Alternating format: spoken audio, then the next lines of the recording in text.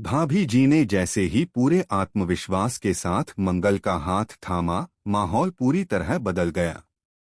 कुसुम का चेहरा गुस्से से तमतमा उठा, मानो किसी ने उसके अहंकार पर सीधी चोट कर दी हो।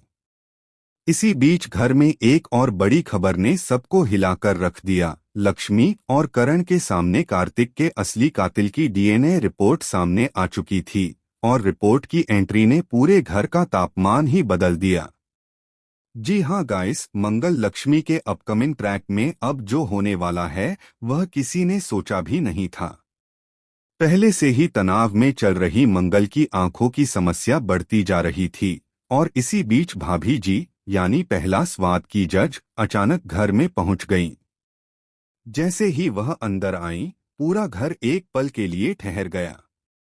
कुसुम उस वक्त मंगल पर ताना कसते हुए कह रही थी, तुम्हें तो न दिखता है, न सुनाई देता है, पता नहीं कैसे कंपटीशन जीतोगी। लेकिन भाभी जी ने जैसे ही कुसुम की बातें सुनी, उन्होंने पलटकर ऐसा जवाब दिया कि कुसुम के पैर तले जमीन खिसक गई।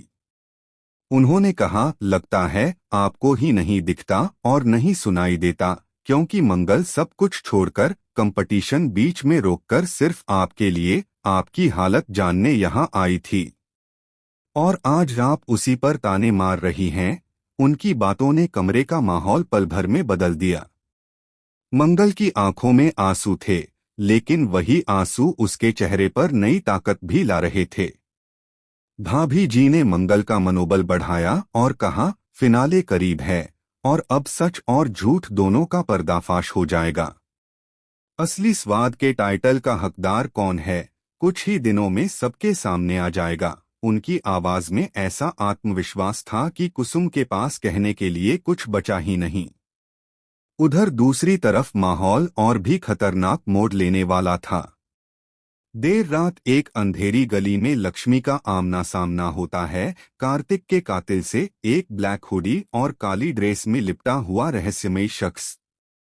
जबरदस्त छीनाझपटी, धक्का मुक्की और तेज कदमों की आवाजें हवा में गूंजने लगती हैं।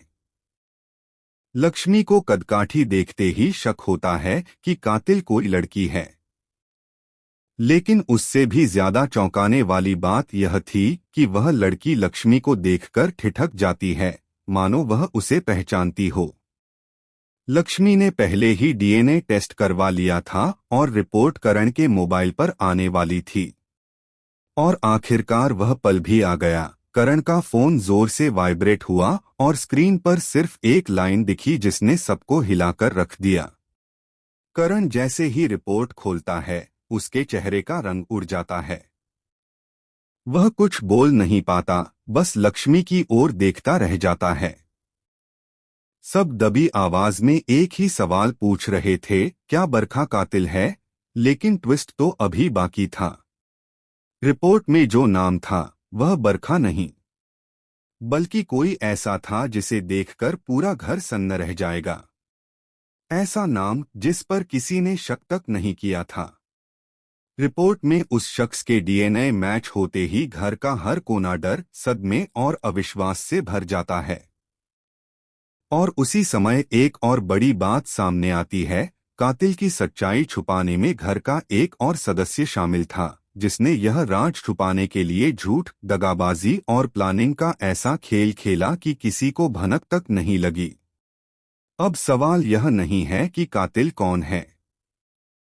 सवाल यह है कि यह सब क्यों किया गया, और कौन है वह तीसरा इंसान जिसने पूरे खेल की डोर अपने हाथ में ले रखी है।